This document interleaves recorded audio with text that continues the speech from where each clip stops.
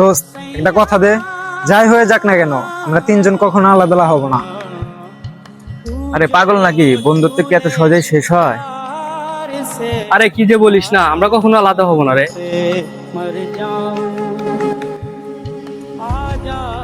আগে দিনে 50-60টা কল আসতো, আর এখন কেউ খোঁজই নেয় না।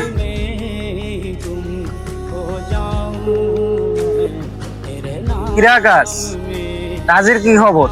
অনেকদিন ধরে চুপচাপ, কোনো খোঁজ খবর নাই। হ্যাঁ মোস্তাকিম, জানি না রে, সময় পাই না, জীবনটাই বদলে গেছে। জীবন বদলালে কি আর বন্ধুত্ব বদলে যায়?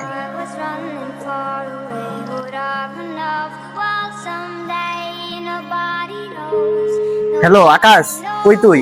মোস্তাকিম তো অনেক অসুস্থ, তাড়াতাড়ি হসপিটালে আয়। কি? মোস্তাকিম অসুস্থ? আমি এক্ষুনি আসতেছি। হ্যালো রাস, কই তুই? মোস্তাকিম তো অনেক অসুস্থ, তাড়াতাড়ি হসপিটালে আয়। আরে কি, মুস্তাকিম অসুস্থ?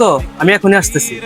मुझको सजा दी प्यार की, ऐसा क्या गुनाह किया तो लुट गए, हाँ लुट गए।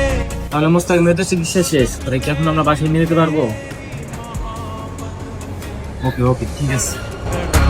इस दिल से आह निकलती रही, मुझको দোস্ত মাফ করে দে, আজ টাকার পিছনে দৌড়াইতে গিয়ে ওরা হারিয়ে ফেলছিলাম। किया तो लुट गए, বন্ধুত্ব হারাই না রে, কেউ মানুষ খোঁজ নেওয়া বন্ধ করে দেয়।